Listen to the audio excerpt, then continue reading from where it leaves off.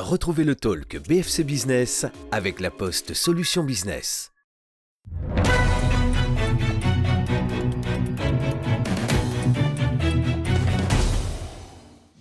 Bonsoir à toutes et à tous et bienvenue dans ce nouveau numéro du Talk BFC Business.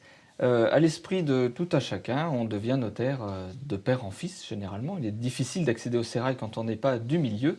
Son parcours casse les clichés et elle va nous permettre de mieux comprendre comment fonctionne le métier de notaire. Ariel Bonnotte est mon invité ce soir. Bonsoir Ariel Bonnotte. Bonsoir. Comment est-ce qu'il faut vous appeler? Maître, Madame Bonnotte, Ariel Bonnotte? Comme on l'entend, mais plutôt Ariel Bonnotte, je préfère. Attaché quand même à ce signe de reconnaissance qui est maître quand on vous appelle? Sauf s'il est intimidant pour le client. Alors, ce parcours, Ariel Bonnotte, racontez-nous. Vous êtes originaire de Beaune, vous avez fait des études de droit. Déjà, toute petite, vous souhaitiez faire du droit? Oui, je voulais m'orienter vers soit la magistrature ou voilà. Donc j'ai intégré la faculté de droit à Dijon. Et puis après, j'ai eu connaissance de l'école de notariat. Qui me permettait de travailler plus vite que des études que d'enclencher immédiatement des études de notaire. Donc moi, je suis passée par la filière, on va dire salarié, premier clerc de notaire, et après je suis retournée tout en travaillant à la faculté pour préparer mon diplôme de notaire. Master 1, c'est aujourd'hui un DESS, je crois. C'était anciennement une maîtrise, c'est aujourd'hui un Master 1.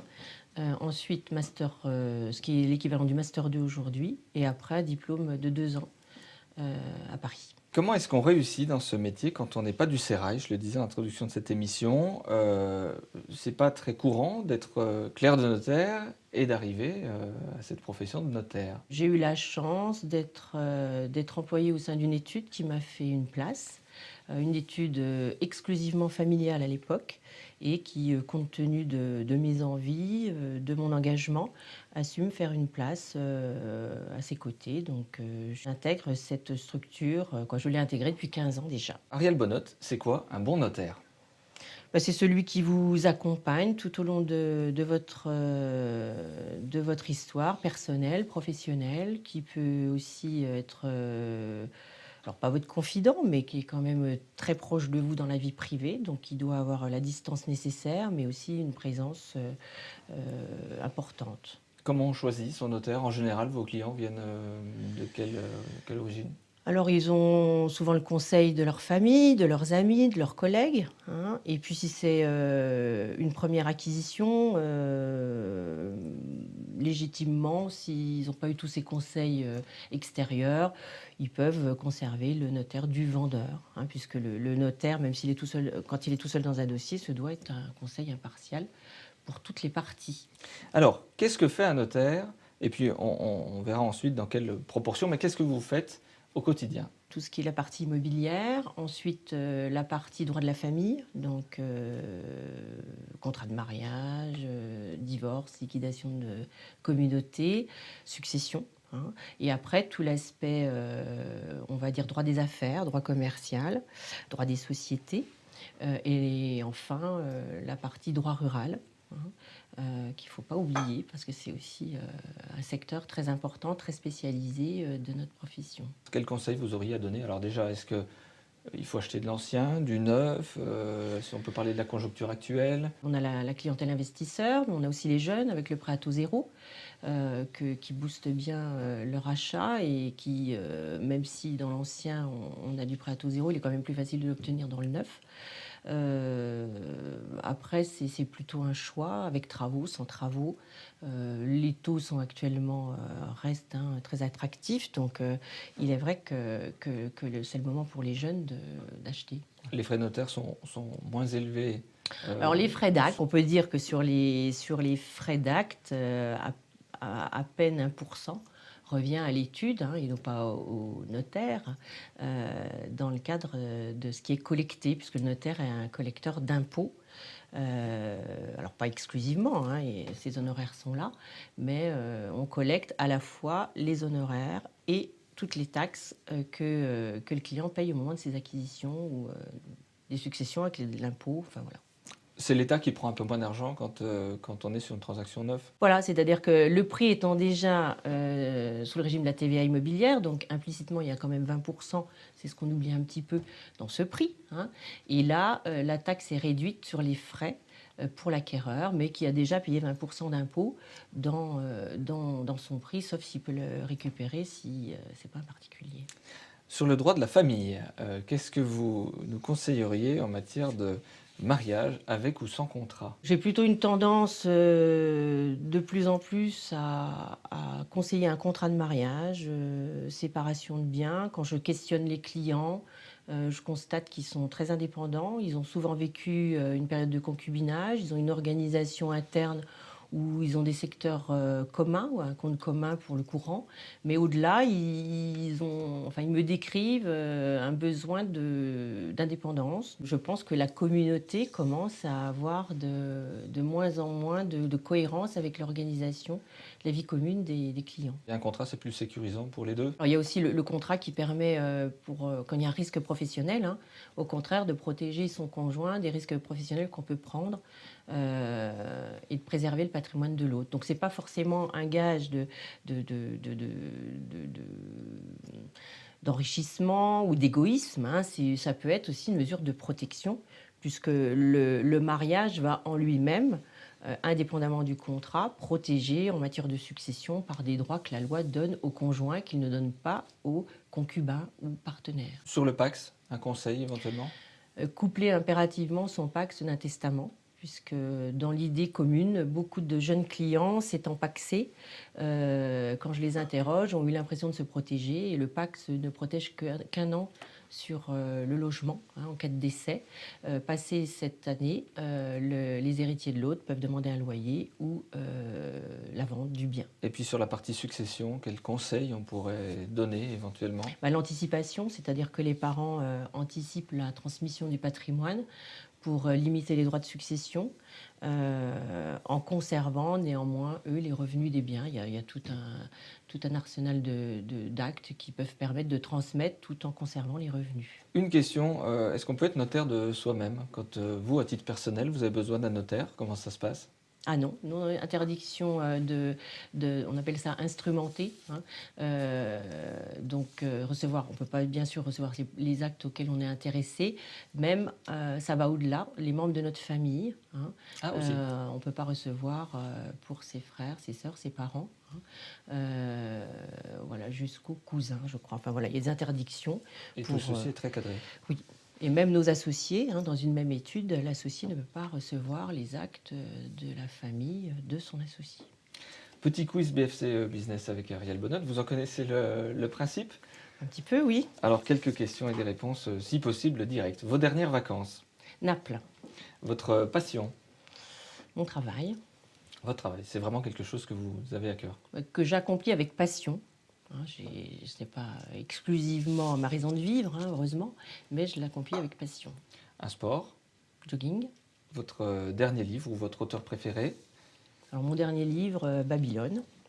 Une qualité, un défaut? Une qualité qui est à la fois un défaut, ténacité, précision. Votre dessert préféré? Là, le choix est difficile. Plein. Et votre plus belle rencontre professionnelle ou humaine dans votre carrière? À la réflexion, je pense que c'est grâce à mon professeur de droit à l'école de notariat, professeur Blondel, que je suis là. Et j'ai toujours une pensée assez émue à son endroit parce qu'il a su m'inculquer. Il savait faire passer sa passion dans son enseignement de la matière, du droit civil.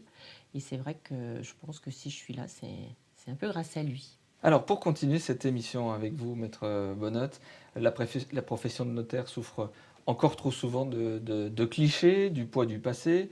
Le notaire n'est plus un notable inaccessible. Comment vous définiriez votre métier aujourd'hui? On est proche de nos clients, on est accessible, enfin c'est ce à quoi je m'emploie, qu'on puisse m'appeler sans crainte. Euh, donc moi je pense être, comme je vous le disais tout à l'heure, le compagnon du client au gré des aléas ou des joies, hein, on aime mieux celle-ci, de sa vie personnelle, professionnelle, et après savoir aussi l'accompagner quand il rencontre des difficultés. Nombre de notaires en Côte d'Or, à Dijon, vous avez les chiffres à peu Alors, près? en Côte d'Or, 90 environ, hein. À Dijon, 50, hein. Dont sur 16 offices, hein, parce que les notaires sont souvent associés dans les grandes villes. Avec une parité respectée, hommes-femmes? Pas encore, mais je pense une quinzaine de femmes en Côte d'Or. Ça se passe mieux avec les hommes ou les femmes, avec vos confrères? Je pense que ça se passe mieux entre femmes que ça peut se passer entre hommes, hein, mais avec mes confrères, non, ça se passe bien. Il y a moins de rivalité, on va dire, entre un homme et une femme, ou entre deux femmes, qu'il pourrait y en avoir entre hommes, enfin, à mon sens. Je voudrais qu'on évoque un sujet, alors peut-être un peu sensible pour le coup, l'évolution de la profession avec la loi Macron, qui s'appelle la loi Croissance, hein, je crois. On va avoir 9 nouveaux notaires qui vont être installés, 3 à Beaune, hein. Donc en fait, il va falloir les accueillir, hein, puisqu'ils seront dans des offices qui n'auront pas de clientèle. Donc ils devront créer leur clientèle et faire face à toutes les obligations de la profession. Donc, Alors, comment a été déterminé ce chiffre-là de 9 notaires supplémentaires par rapport à quoi? ça résulte, hein, des statistiques, enfin des zones carencées, entre guillemets. Enfin, ça a été des ratios entre la population et le nombre de notaires, des zones géographiques.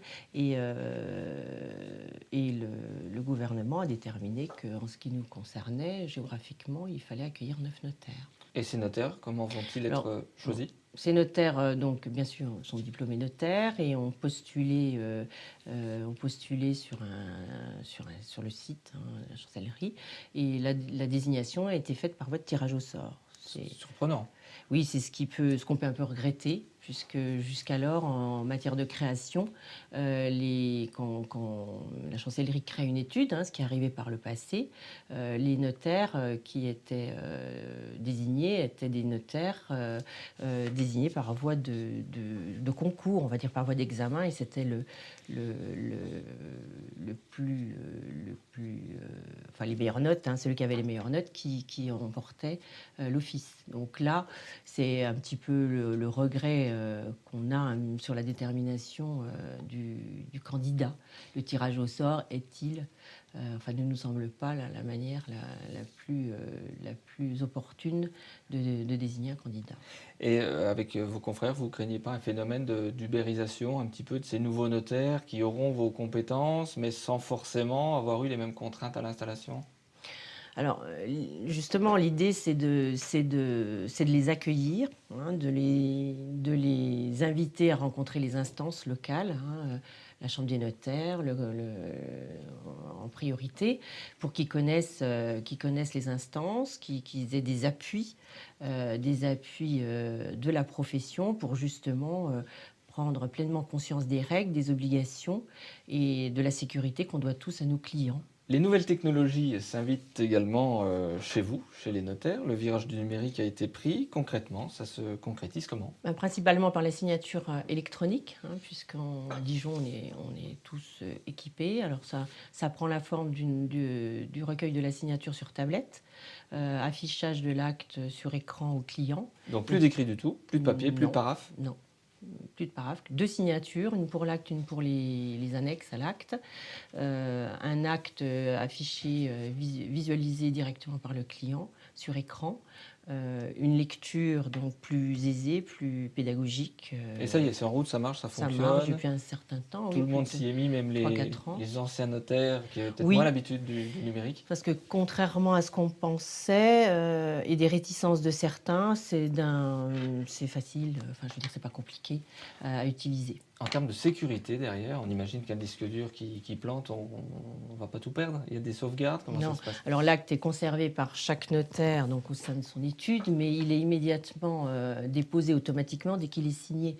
On a un message comme quoi il est authentique, hein, il est signé, et il se dépose, hein, il part tout de suite dans un fichier dans le munitier central, ça s'appelle le MINSEN, qui est tenu par la profession, et où on dépose tous, on a tous un espace privé, entre guillemets, puisqu'on n'a pas accès aux actes d'autres études, hein.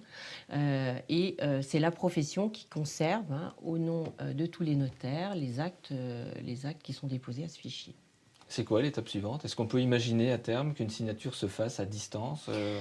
Oui, tout à fait. C'est ce qu'on appelle donc la visioconférence. On est en train de s'équiper, hein, pour que on puisse recueillir une signature entre deux clients à distance, chaque client étant chez son notaire à des kilomètres de distance, et pourra apposer en même temps, hein, simultanément, une signature sur un acte et fusion pour que l'acte soit entériné à deux endroits distincts en même temps. Dernière question, qu'est-ce que vous auriez à dire à celles et ceux qui n'osent peut-être pas, hein, passer votre porte ou la porte d'un notaire, qui aura peut-être des conseils à prendre, mais qui n'osent pas? Notre profession a toujours été celle du conseil gratuit, hein, donc qui n'hésite pas à franchir la porte. Dans le passé, il y a d'ailleurs eu des journées portes ouvertes pour montrer à nos clients qu'on est à leur écoute et qui peuvent faire appel à nous pour tous les conseils de leur vie quotidienne, immobilière, transmission.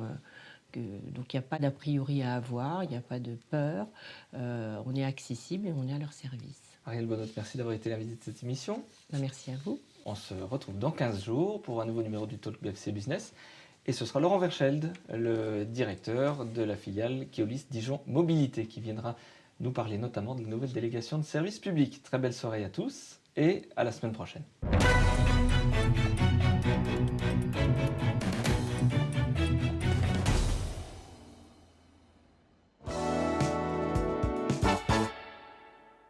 C'était le Talk BFC Business avec la Poste Solutions Business.